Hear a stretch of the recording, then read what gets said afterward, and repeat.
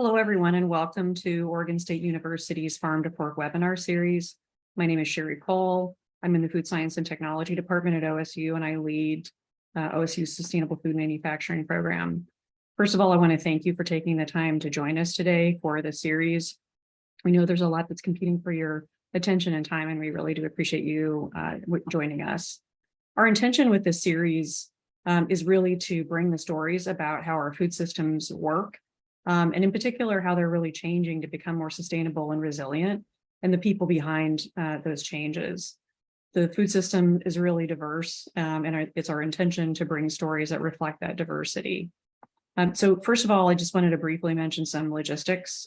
We are recording the session. It'll be made available on our website. So we encourage you to go back and use it as a reference or share that with others. There's a whole library of them on topics that we've covered. The other thing is we want this to be as much of a conversation as it can be.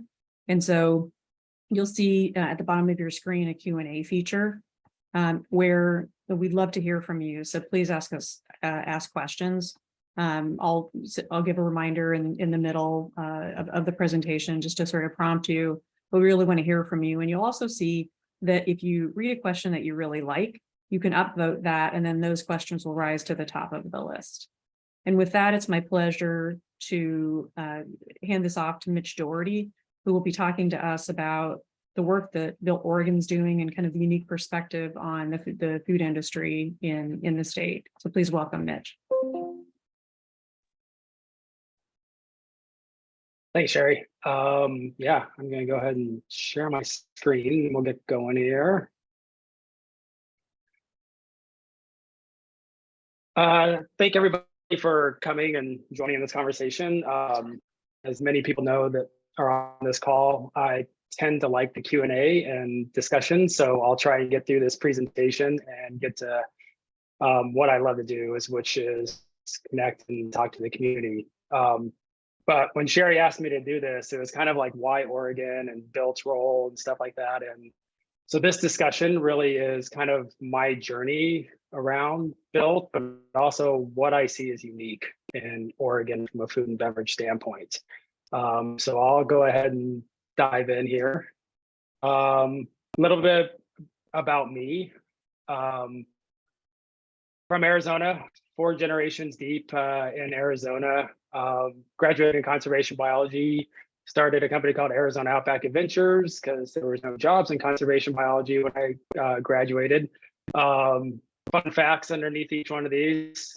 That company I started sold to REI 20 years later, but I had a falling out with the investor, so I made nothing, but I could say I'm an exited founder. That led to Orange Design, which was a branding consultancy. When I moved up here in about 2003, I was just kind of getting going with that, finding work. We did stuff for Harbor Freight Tools, the Power Rangers, Paul Frank. Through the Orange Design, ended up on Oregon Entrepreneurs Network board. I was on the board for 7 years, board chair for 2 years, which was the first time that there was a board chair for 2 years, which only means my vice chairs kept quitting, so they roped me into a second year. While I was on the board of OEN, I had a mentor, Shelley Gunn, who really kind of focused me around like Oregon as a state of makers. We sometimes try and be Seattle or San Francisco, but that's not who we are, and we'll kind of get into that, especially in the food and beverage and the presentation. So right when I got done with being board chair, I launched a Kickstarter with Rick Rossi and Terry St. Marie, just to kind of tell the story of Oregon from a company standpoint. And we wrote 80 stories about Oregon companies over, I think it was like a year and a half. And then 2017 flipped that to a nonprofit called Built Oregon.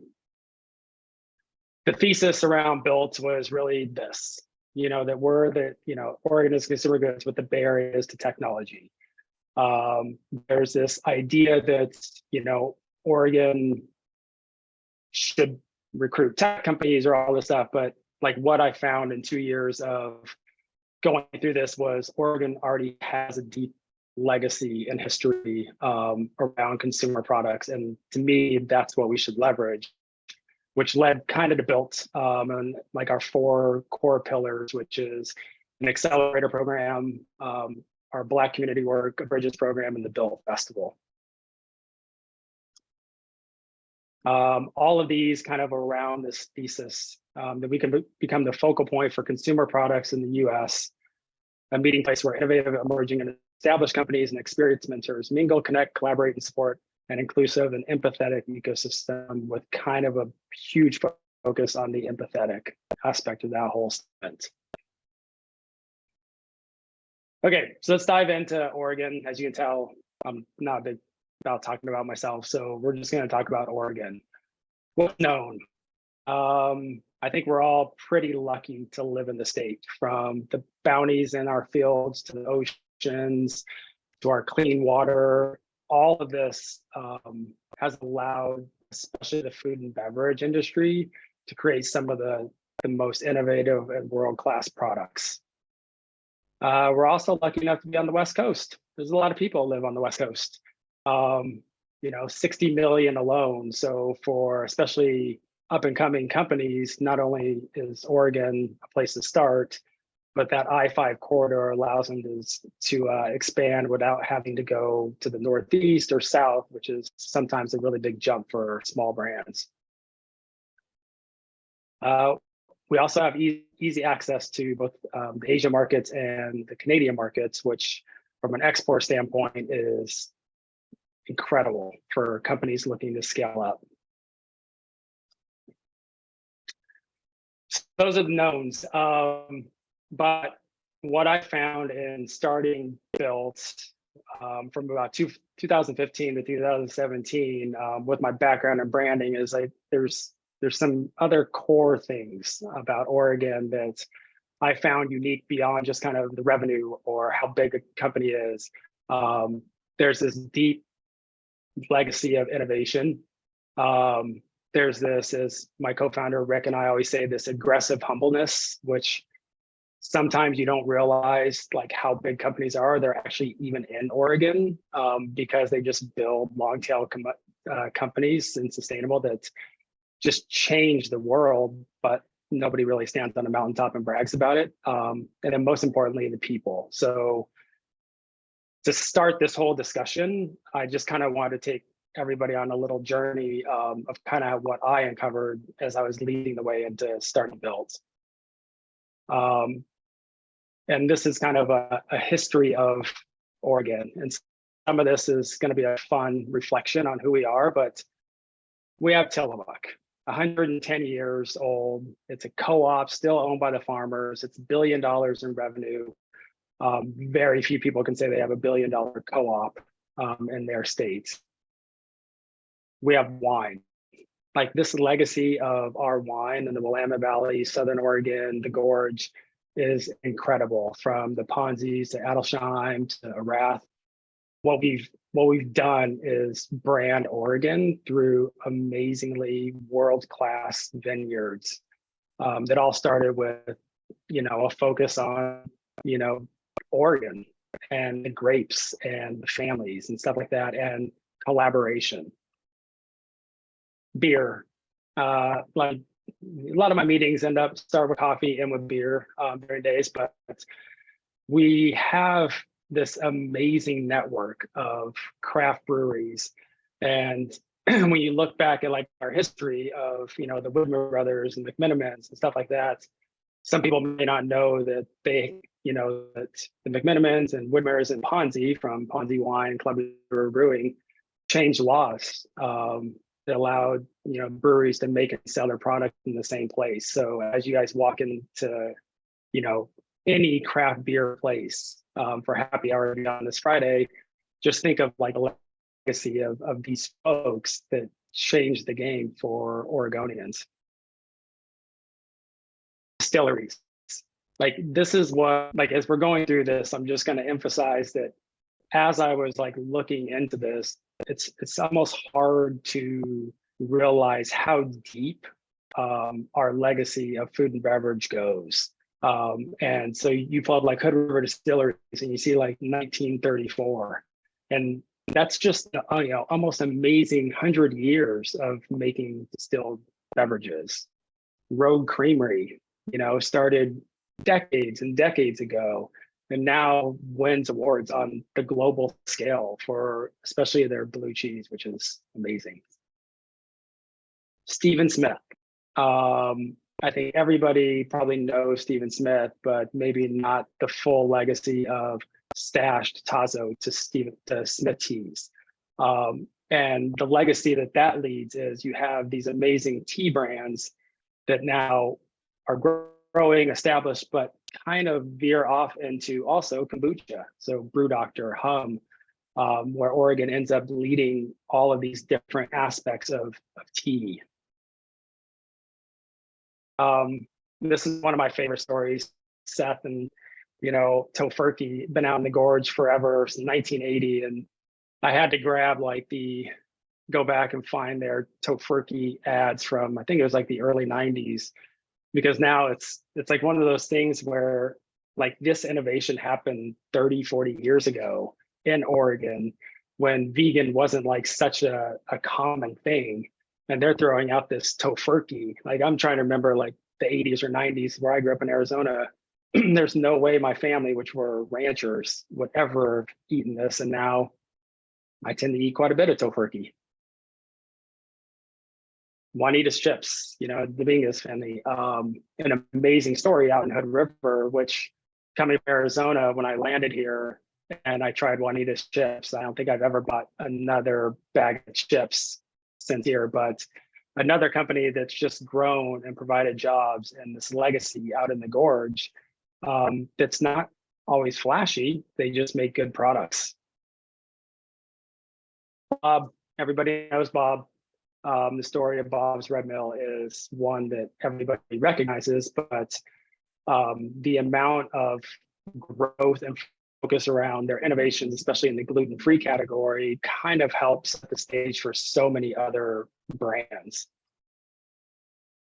Coffee, all kinds of coffee. Boyd's, 1912 to Jim and Patty's, and Coffee People, K&F, 3 Generations Deep, Stumptown, Deadstock, what Ian's doing at Old Town, and kind of redefining what coffee is from a community standpoint.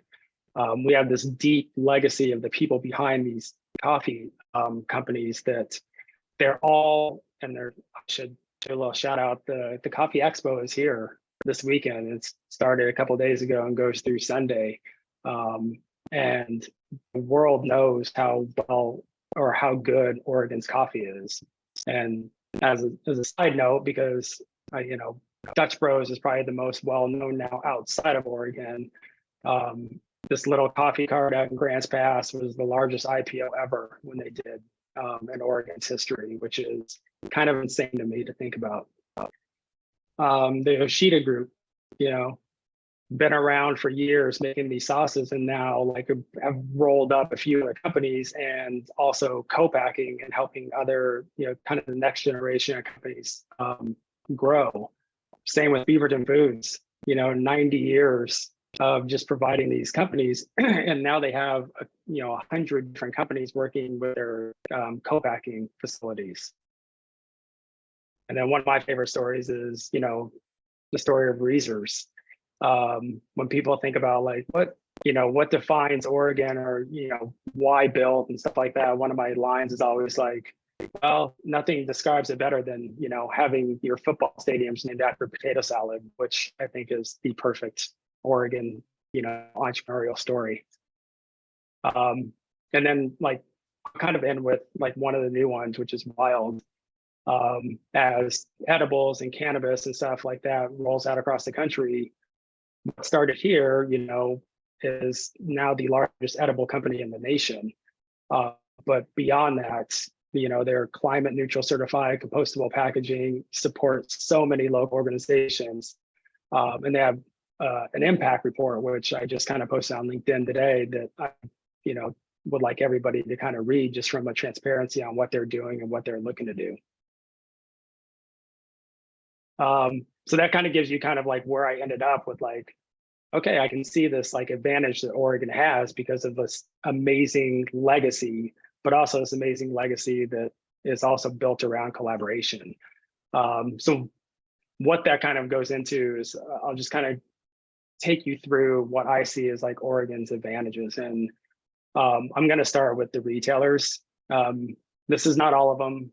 This is, quite a few of the local ones that have quite a few chains and stuff like that. But I cannot emphasize how important the amazing, especially buyers and folks at these markets are for up and coming food brands.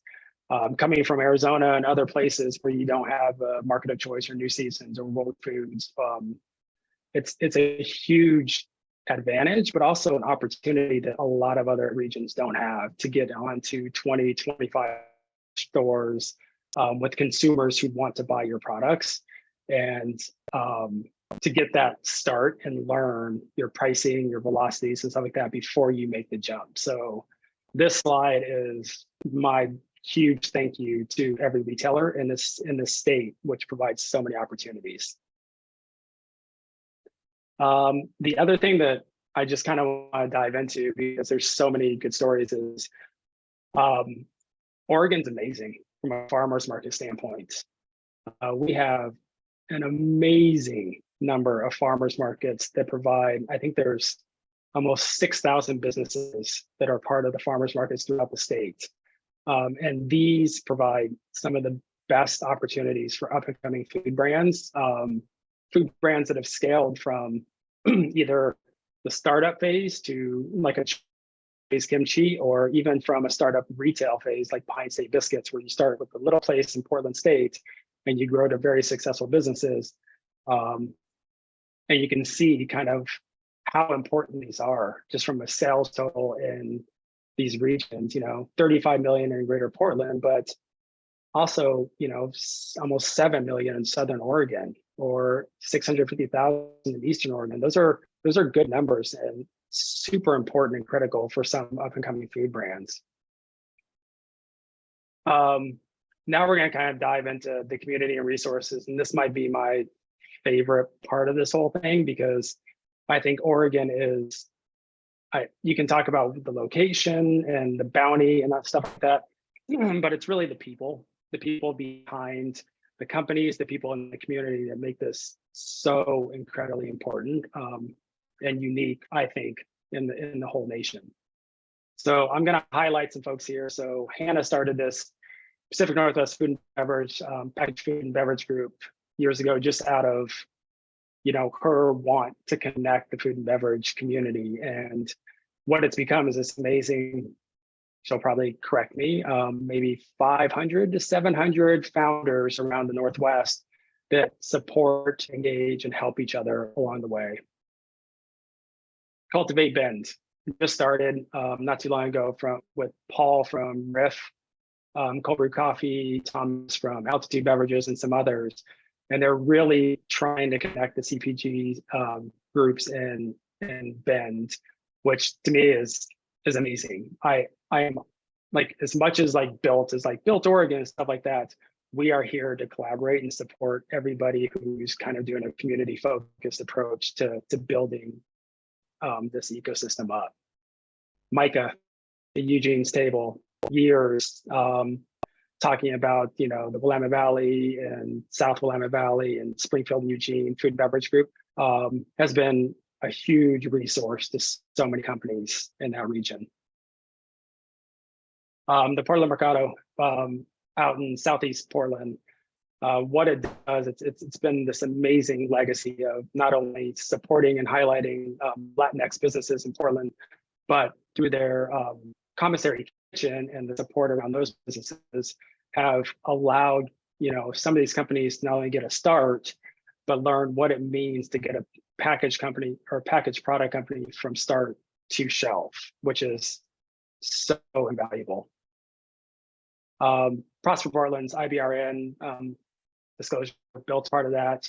It's a community of culturally specific, especially organizations that work with so many small businesses around the especially Portland metro region, to give them opportunities to learn the trade and connect with resources like Built to get their questions answered as they're trying to grow their business. Oregon Tilth. I don't know how many people know Oregon Tilth, but I think that this kind of like encapsulates some of what Oregon's uniqueness is that we have this amazing history of organic before organic was even a thing, just kind of like tofurkey with vegan. And the reason, I'll tell you the funny story about Oregon Tilt. Had no idea what Oregon Tilt was until I dived into it, but my college roommate, Blue Heron McCormick, his dad was Harry McCormick, who was one of the original kind of founders and driving forces in China Oregon Tilt. So in a weird way, I've been associated with Oregon since the mid 90s. Oregon State's Food Innovation Center, I think that just having that resource in the community is something that a lot of other places around the country do not have. It's huge, especially from a food science and R&D standpoint.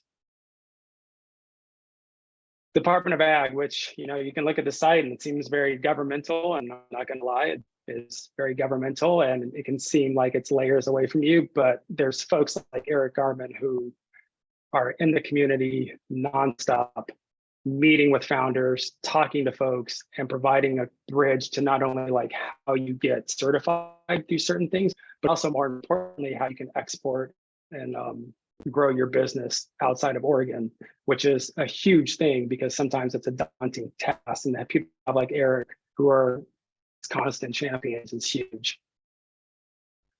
Food Northwest, been around for a long time. You know, it used to be Northwest Food Processors Association, a huge resource for especially some of the more established food and beverage brands, and a voice that's needed from a legislative standpoint in the state. The Good Food Mercantile, well, shout out to them. Their Good Food Mercantile is here tomorrow, and they've been a huge proponent or supporter of a lot of Oregon products for the years, and now they're moving it. They used to have the Mercantile always in San Francisco and the awards, but now it's going to be in Portland, which I think is an amazing opportunity for Oregon to continue to kind of innovate and highlight all the amazing food and beverage brands. I know they decided to shut it down, but I just wanted to kind of give a shout out to Mike Thielen too in Feast Portland. Years ago, when Oregon or Portland might have just been known as like this crazy, you know, stay weird place, which it, you know, still is for the right reasons.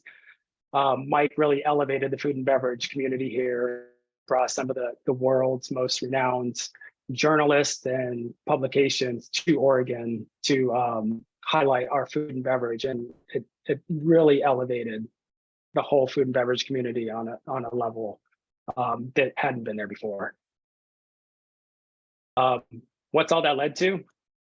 Well, here's kind of the metrics. You know, food and beverage, you know, it's higher than, you know, competitive relative to the US. There's no denying that in Oregon, we have an amazing opportunity to just continue to leverage what has already been for decades and decades, a hugely important cluster for the state. You know, employment, established average wage, competitiveness relative to the US is higher.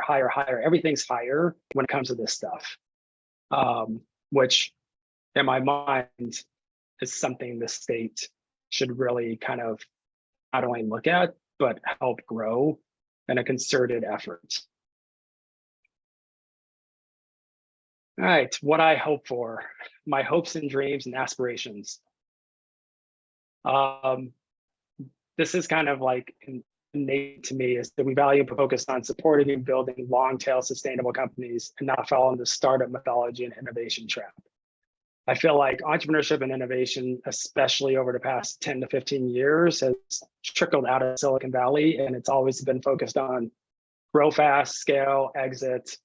Everybody's going to be a millionaire. What I want to put the focus back on, how I started this whole talk about what makes Oregon unique. I want more tofurkeys, Reezers, Juanita's chips. You know, I think that that's who we are as the state, and we should not only embrace that, but accelerate that idea. That we create more bridges between BIPOC and rural-based food and beverage companies. So many barriers for all these groups, and through our Bridges program, which was with BIPOC companies, and a lot of the retailers I highlighted, we're trying to like close some of those gaps. But also from a rural base, how can we tap into potentially all those farmers markets that I talked about earlier to create better opportunities to get those companies from Eastern Oregon, Southern Oregon, Southeastern Oregon to some of the retailers in the Portland Metro and the I-5 corridor. I hope that we would leverage the stories of the incredible humans building companies in every part of Oregon as to what innovation entrepreneurship in Oregon looks like. This is kind of our mantra: built is crafted in Oregon and built by community. And I can't emphasize how important that community is to making Oregon unique, but also super important how we build the companies up. So as I exit, I'm not one to dive into kind of the numbers and stuff like that, because to me, this is who Oregon is, and this is the future of Oregon from a food and beverage standpoint. And I just hope that we look at these faces and their products, support them, continue to accelerate them, and recognize when somebody says, what's Oregon's food and beverage cluster? It's not always about just those numbers or R&D or innovation. It's about the faces you see on the screen right now. And I think I made it right to about 25 minutes, 25. Excellent job. Thank you so much, Mitch. So if anybody in the audience has questions, please go ahead and post those to Q&A and upvote ones that you're interested in. In the meantime, a few questions. First, how would you articulate the specific role that Built has in the food system in Oregon? Yeah, I think that like our specific role really is around kind of wrapping ourselves around the founders themselves. So one of the roles that we provide is connecting.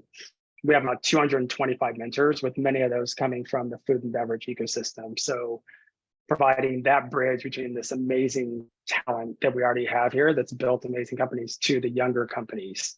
But beyond that, also through like Bridges and other things, providing pathways to help, especially BIPOC-led companies, get access to retail opportunities and support. Thank you. And then is the structure of Built where people become members, or how do companies engage with you? How do entrepreneurs engage with you? Yeah, starting a nonprofit is very interesting. I don't know if anybody's started a nonprofit, but it's an interesting journey to build something that you will never own and can never sell. So it's so with Built, for the past 7 years, for right or wrong, I've never charged a founder anything to do any of our programs. So Bridges is free, Accelerator is free, everything that we do is free. So they engage with us just by reaching out. Like, we are always here to help answer questions and connect in the most barrier-free way as possible. So no, we don't have membership. It's reaching out to Built, board, me, the mentors, and allowing us just to help. Thank you. A question from the audience. Jeff asks, because of the pride Oregon has in its food and beverage businesses, what is the appetite here for joining a transparent digital labeling standards development effort?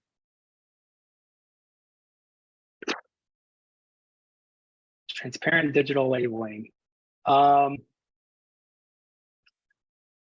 Is that just kind of wrapped around like what Oregon's brand is? Is that kind of, I'm trying to understand the question a little bit more. Is that what it is? Maybe Jeff, if you go ahead and clarify your question, then I'll get back to it. Julie asks, thank you for sharing the story of so many makers here in Oregon. Can you talk about how you see the link back to the farm in this ecosystem? What's the role or involvement of the farmer? Yeah, kind of why I tapped into that farmers market stuff. There's this unique, in my mind, advantage that from craft beer, the hop farms to the wineries to the local ag, many of the companies we work with are salsa companies or jam companies or something like that. And there's that constant link back to the farmers. To me, I think there's still an opportunity to actually tell the farmer story as much as the brand story. And I think that's something that I would love to work with. with some other folks on, because many times you see the finished product on a new season shelf or market of choice shelf, but you don't always know the farmer behind that product. And I think that there's an amazing opportunity to link that back to the actual farmers in the state. Thank you. Can you speak more about your outreach to Black-owned businesses and specifically how those bridge barriers that may be unique to them? Yeah, the bridge. I'll talk about, like, so when we started Build, like, we've been very intentional on working with those communities and building long-term relationships and trust. So a lot of our Black community work happened from the start, especially with Stephen Green, who has been on our board since inception. It's probably the main focus on all that stuff. In 2021, we got a grant from Nike, so that allowed us to really double down on the Black community work. And it's allowed us since then to, I think, invest about $300,000 in Black-owned businesses around the state, in the form of grants, no equity, which I think makes us the largest investor in Black-owned businesses over that time in the state of Oregon, which is kind of craziest for a little nonprofit. So that's a lot of our work is around that, but also understanding the unique barriers around what Black-owned businesses face in general. I think that's probably one of the main things we've done is take the time to learn what those are and provide the support in those communities. Thank you. Okay, Jeff asks, contamination. Sorry, it was a typo. Contamination of consumer protection, regulatory disclosure requirements, and origin stories. Think alcohol, cannabis, regulated substances, organic. That might be a little over my head. I'm going to pass that one off to the FIC. That's you, Sherry. Jeff, you can reach out to me offline and we'd love to have a conversation with you. Thank you for asking the question. Ian asks, great presentation. Thanks, Mitch. It seems like our superpower is broad-based entrepreneurship. How do we scale that ecosystem without losing what makes these companies unique? Or said another way, do we have to choose between market scale and specialness?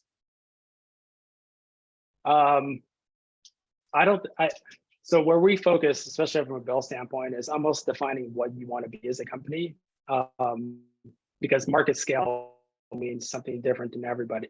You know, not everybody can or should go KeHE, UNFI, Sprouts across the country because it may not make sense. So I think our uniqueness is also finding the companies like Pan's Mushroom Jerky and helping them support them along their journey of, yes, they're going to be broad-based around the country, but that journey's long. And I think that, like, one of the, you know, I think going back to the start of mythology is, I think there's a misnomer in kind of scale. I think a lot of companies need to know kind of how to make money first before they scale. And I think that's kind of what we're focused on at Built. You know, you talked about the sort of humility of makers in Oregon, and then clearly, you know, a lot of amazing stories to tell. How are those stories? How are the stories being? What's the work? Basically, beyond the work that Built is doing with, you know, with your audience, what is the work that the state is doing, and kind of who owns that in terms of telling our story, or is that not fully happening today? I don't think it's fully happening. I think that, like, one of the things that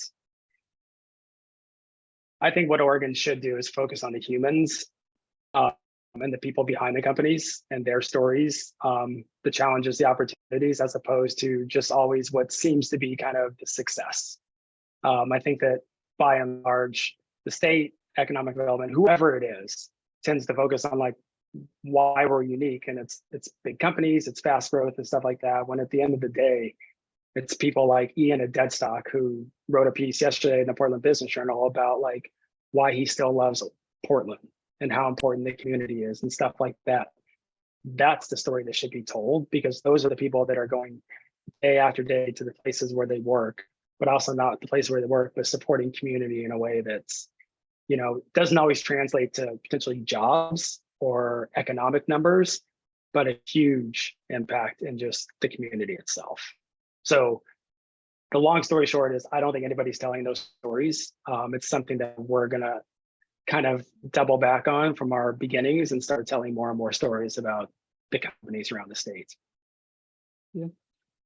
Julie asks, how can OSU better serve entrepreneurs, more specialized offerings through extension, College of Business partnerships with ag science, and then 3 question marks. So just based on where you sort of sit in the community, what are other ways that you see potentially OSU serving entrepreneurs? Yeah, I think that like the main thing is figure out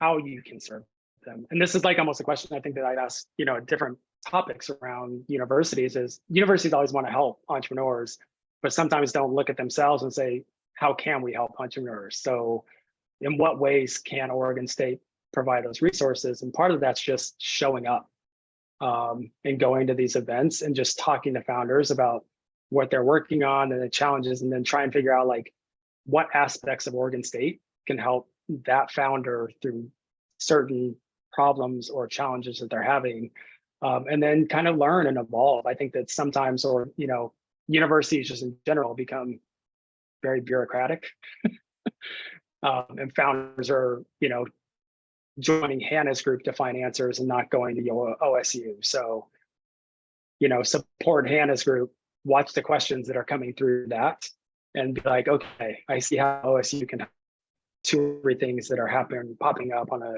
regular basis on Hannah's group. Thank you. All right, Karen asks a hard question, but I'm gonna ask it anyway, and that is, Boy. what is the answer to sustainable packaging? I mean, the easy answer is like it would be great for everybody to do it. The harder answer is it's really hard to do from a margin standpoint for especially smaller companies. I think that larger companies, like I mentioned, like Wild, they just went to sustainable compostable packaging and stuff like that, but they're also, who knows, $200 million in revenue at this point. So making that switch, they can actually absorb that in their margins. So I think the hard answer to that is, how does sustainable packaging get to a price point that allows more companies to use it? Because until it does, it doesn't make sense for companies. They just can't absorb that margin. Yeah. Excellent answer. Well, I want to thank everybody in the audience for asking questions. And Mitch, I really want to thank you for taking the time to tell this story. I, having just been at an event with you last night with makers, I can say that it's genuinely inspiring, and certainly would personally agree that really it's the people that really make it meaningful and make it work. And so you're one of those. And as much as you don't want to talk about yourself, we really do appreciate you being here and just kind of highlighting what does the food and beverage industry look like from kind of where you sit. So thanks so much. I also, of course. And I also want to again thank everybody for joining us today.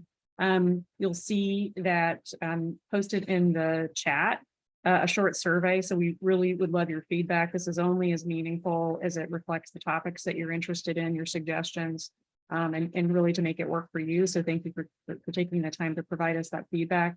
And we also do these every month, the 3rd Friday of every month. And next month will be the last one until the fall, where Sarah Howman is going to join us and talk about what the journey from being a chef and being a finalist on Top Chef to starting a food business and really doing that from a place of passion, and what does that journey look like? And so I think it's going to be a really interesting and inspiring topic, and we hope that you can join us.